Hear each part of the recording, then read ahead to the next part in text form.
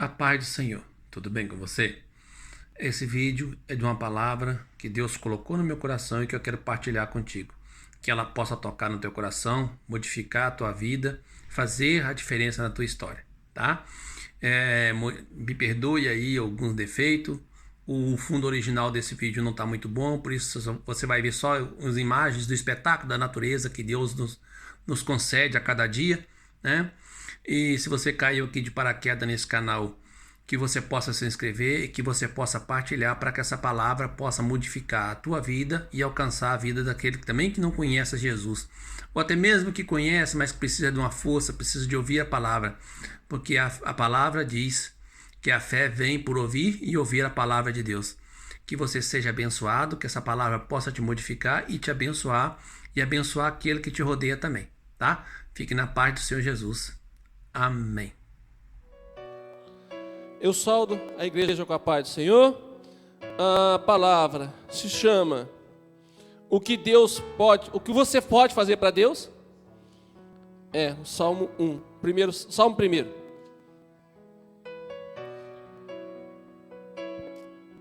E diz assim: bem-aventurado o varão que não anda segundo o conselho dos ímpios, nem se detém no caminho dos pecadores, nem se assenta na roda dos escarnecedores. Antes tem o seu prazer na lei do Senhor, e na sua lei medita de dia e de noite. Pois será como uma árvore plantada junto a ribeiros de água, o qual dá o fruto na estação própria, e cujas folhas não caem, e tudo quanto fizer prosperará. Amém? Irmãos, o que nós podemos fazer para Deus? Porque Deus fez tudo por nós. Nós estamos num culto de milagre e precisamos do milagre divino. Mas a Bíblia está cheia de ensinamentos para que a gente possa alcançar o favor de Deus. Mas para alcançar o favor de Deus, precisamos ter a atenção de Deus para nós. Nós precisamos ter a atenção de Deus para nós. Precisamos ouvir a voz de Deus, precisamos estar atentos ao que Deus está falando. Nós precisamos sentir a presença de Deus. O primeiro exemplo da Bíblia, em que os primeiros exemplos da Bíblia dizem que o homem pecou e desobedeceu a Deus.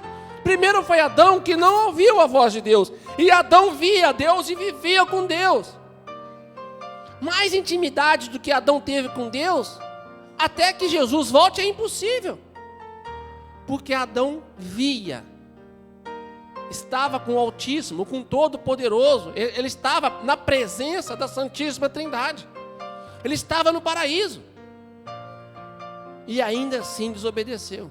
E desobedeceu porque Adão não precisava atrair a atenção de Deus, ele não tinha atenção, ele tinha Deus todo, ele vivia com Deus, conversava com Deus assim como conversa com você. Então, a falta de busca levou ao erro. Outros erraram e caíram porque se achavam autossuficientes. E o Espírito Santo incomoda. O que você faz para Deus? O que você tem feito para Deus? Porque para a gente conseguir um milagre, a gente tem que atrair a atenção de Deus. Alguma coisa nós temos que fazer, porque se continuar do mesmo jeito que estamos, a coisa não vai andar. Sem intimidade com o Pai, o milagre não acontece. Sem convivência, a coisa não vai. Na prática, hoje, todo mundo quer tudo feito, quer a família pronta, quer tudo pronto. De preferência que receba o salário sem trabalhar. Mas a consequência de se trabalhar é receber o salário. É o justo, é o correto, é o que normalmente acontece. Mas você precisa fazer alguma coisa. Para se conseguir uma reação de Deus, é preciso você fazer uma ação. É preciso você mover. Davi fez isso quando foi ungido rei. Porque Davi já atraía a atenção de Deus. Ele com 8 anos de idade foi ungido rei. E no decorrer da vida dele, ele protegia as ovelhas, mas ele adorava a Deus a todo instante. Ele protegeu a ovelha do leão, ele protegeu a ovelha do urso, mas ele atraía a atenção de Deus para a vida dele através do louvor. Ele adorava a Deus. Mas adorava a Deus não é porque Deus podia fazer alguma coisa por ele, não. Adorava a Deus porque Deus lhe deu fôlego de vida. Porque Deus era Deus na vida dele, porque ele acreditava em tudo que os pais ensinavam. E se calhar muitos, os irmãos, queriam a exaltação de Deus, mas esqueceram do processo. Os irmãos faziam coisa com intenção de: não, eu vou guerrear para o rei porque o rei vai me honrar. Eu vou fazer isso porque o rei vai fazer aquilo. Eu vou fazer assim porque eu vou ter aquele reconhecimento. Mas na hora que chegou na hora da prova, vamos pensar direitinho, peraí, que não é bem assim não. Porque na hora de enfrentar Golias, aí o pessoal que era verde amarelou tudo. Se era amarelo, branqueou, porque não tiveram coragem. E isso acontece na nossa vida hoje, porque quando acontece uma adversidade, e a adversidade vira um gigante, aí a gente parece um pneu furado, murcha, encolhe. Aí já não tem mais coragem de prosseguir. Aí se esquecem do Deus que serve. Porque Davi, quando foi diante do gigante, ele não foi com a força dele, mesmo porque ele era o menor da casa dele. Ele vira-se para o gigante e diz: você vem contra mim com a força e com espada e escudo, e eu vou contra você no nome do Rei dos Exércitos, no nome do Senhor Jesus. Ele não foi contra o gigante da força dele, porque se ele fosse da força dele, ele tinha virado pipa, tinha voado, virado pena. Mesmo porque era desproporcional, porque a Bíblia relata isso. Ele não teria a menor chance contra o gigante. E Davi foi no nome de Jesus. Da mesma forma, quando ele tomou posse do reinado, a primeira coisa que ele fez foi atrair a atenção de Deus para o meio do povo. Povo esse que, quando andou com Saul, quando viu o gigante, quando viu a adversidade, se distanciou de Deus. Já não queriam mais Deus, já não tinham mais a arca, ou seja, já não tinham mais a presença de Deus no meio deles.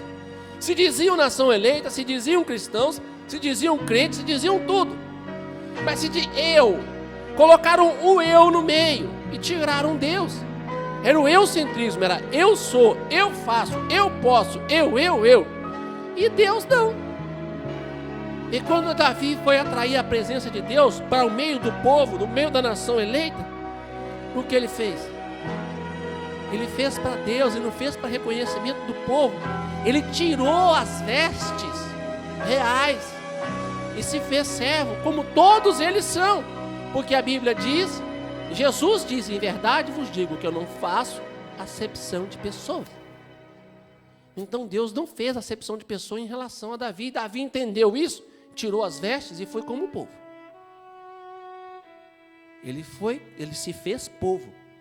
Ele se fez servo como todos aqueles eram.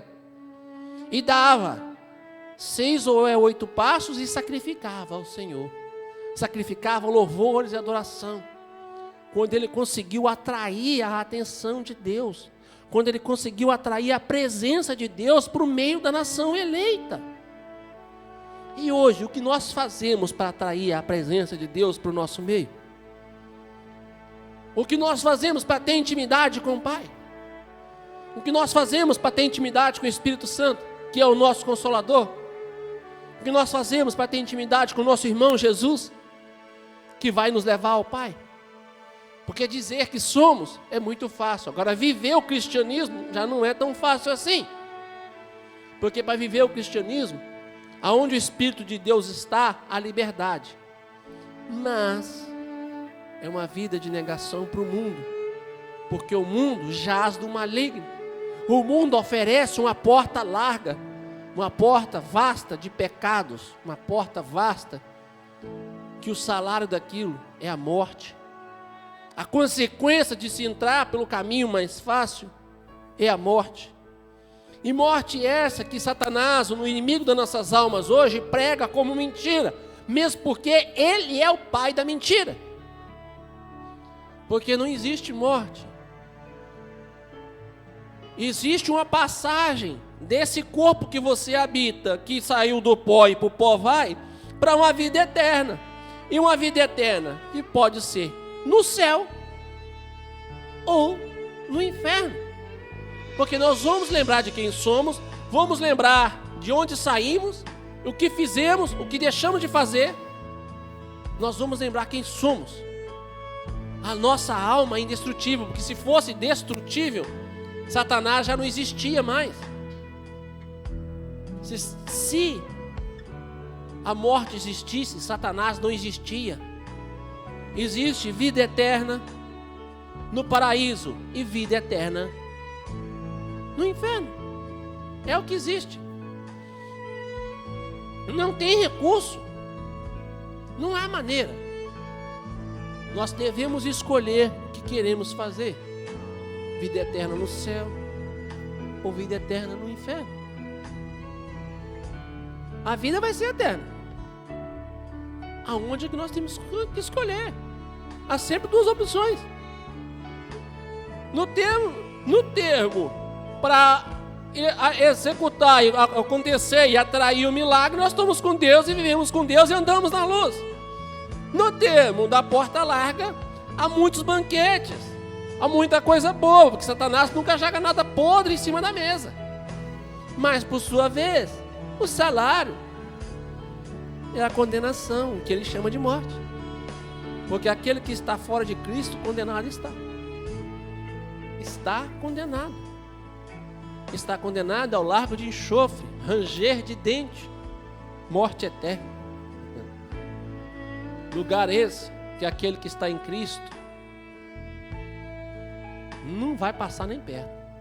Nós só vamos ver porque Deus vai permitir que nós vejamos, para que se cumpra a Escritura, que existe o bem e o mal, para que nós possamos dar valor ao prêmio que Jesus vai nos dar. Porque se a gente não vê, parece meio mentira, né? Parece uma coisa irrisória. Eu falei, eu ganhei o quê? Eu escapei do quê? Nem parece que eu... Então faz de conta que não existia? Não, que Deus vai mostrar. E todos vão ver. Do mesmo jeito que todos vão ver Deus, todos vão ver os condenados sendo amarrados e julgados no lago de enxofre. O que nós precisamos escolher é que caminho seguir. O que nós precisamos escolher é o que fazer. E mais grave, que muitos se esqueceram, o que fazer para atrair a atenção de Deus para a nossa vida. O que temos que mudar para Deus agir na nossa vida. O que temos que fazer para alcançar a salvação. Porque muitos hoje vivem no termo prosperidade. Eu quero prosperar, eu quero ganhar, eu quero ser próspero, eu quero ser próspero, eu quero ser próspero. Quero ser próspero a todo preço, a todo custo. Só que a prosperidade é uma lei de Deus. E o que você dá, você vai receber. É lei. A lei de semeadura que o próprio Jesus que andou na terra disse: o que você plantar, isso você colherá. O que a gente planta é o que está no coração. Não é só o dinheiro, é a intenção. E muitos esquecem que é só o ato. Não, é o ato do coração. É o que está lá dentro, é o que conta. Não interessa se você pôs uma moeda ou uma nota no altar. Não interessa se você pôs pedra preciosa ou se você pôs uma moedinha preta. Não interessa o que está no coração. Porque Deus é dono do ouro e da prata. Deus não precisa do nosso dinheiro. Deus nos fez adorador. Deus precisa da nossa adoração. Não é que Ele precisa, porque Ele é Deus. Ele quer que nós o adoremos para que nós tenhamos o direito de estar no céu. Para que nós possamos estar no céu. É para isso que Deus quer que a gente o adore. É para isso que Deus nos fez adorador. Mas para isso precisamos atrair a atenção de Deus. Como? Não se juntando com aqueles que conhecem a palavra e acham que conhecem a palavra e falam mal do Deus que um dia serviu. Falam mal do Deus que deu ele o fôlego de vida, que deu o ar que ele respira. Daquele que blasfema contra o Senhor. Daquele que nem sequer pega a Bíblia para ler. e se acha muito doutor. Acha que tem que ter anel de formatura, anel disso, anel daquilo. E se esquece que, na verdade, temos que ter uma aliança com Deus. Não é com homem na terra, nem com mulher na terra, é com Deus. Aliança é compromisso. Aliança entre um casal significa sinal de intimidade, porque casaram. Quando é de compromisso, também significa intimidade, porque estão procurando levar a coisa a sério e se tornar mais íntimo. Pelo menos é essa a intenção e deveria ser. Mas muitos põem anéis e alianças para ostentar e sustentar. Sustentar que tem dinheiro, sustentar que pode fazer. A aliança que se põe no dedo você pode comprar. A que vem de Deus não se compra. A que vem de Deus se conquista. E se conquista com atitudes de um coração quebrantado. Se conquista com atitude de um coração de um verdadeiro adorador. De um coração que busca Deus e pergunta a Deus a todo instante: o que devo fazer? O que se entrega para Deus, se torna dependente de Deus e quer sempre que Deus diga o que fazer. E quando fazemos isso, tudo quanto fizermos prosperaremos. Porque a árvore plantada junto aos ribeiros é o fruto da figueira, é o figo ligado na árvore, é o filho ligado ao pai, é o encarne, é a intimidade, é você e Deus. Então, se Deus está contigo, se Deus faz, se você ouve a voz de Deus, não tem como dar errado, porque Deus não erra e Deus não peca, e Deus não perde nada para ninguém. Deus não conhece a derrota, Ele conhece o derrotado, mas Deus não conhece a derrota. Deus não foi derrotado, Deus não será derrotado, mesmo porque Ele é o Senhor dos senhores, o Rei dos reis, o Senhor dos exércitos. Ele é o Todo-Poderoso. Ele nos deu autoridade na criação e voltou a nos dar a autoridade quando Jesus morreu na cruz. Ele nos devolveu a autoridade, mas muitos não reconhecem, muitos não querem nem saber o que Deus fez. Muitos só querem ter uma vida boa, só querem ter vida. Não, eu quero uma vida boa. Não, eu quero uma vida com regalias, com isso, com aquilo.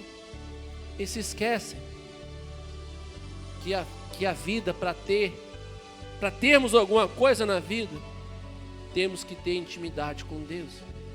Temos que andar com Deus e perguntar a Deus a todo instante: o que devo fazer e como fazer? Porque se não perguntarmos para Deus, se não estivermos com Deus, nós não vamos conseguir fazer absolutamente nada. Nós precisamos de Deus para tudo. Nós precisamos de Deus para que aquilo que a gente faça frutifique. Nós precisamos de Deus para que as nossas atitudes sejam prósperas. E a prosperidade não é só dinheiro, não. Prosperidade é paz no coração, paz em casa, harmonia familiar. É todo um contexto, não é só monetário. Porque muitos acham que a prosperidade é só financeira. E a prosperidade tem que ser um total. Porque a salvação é um pacote completo. Mas para ir morar no céu, há um processo.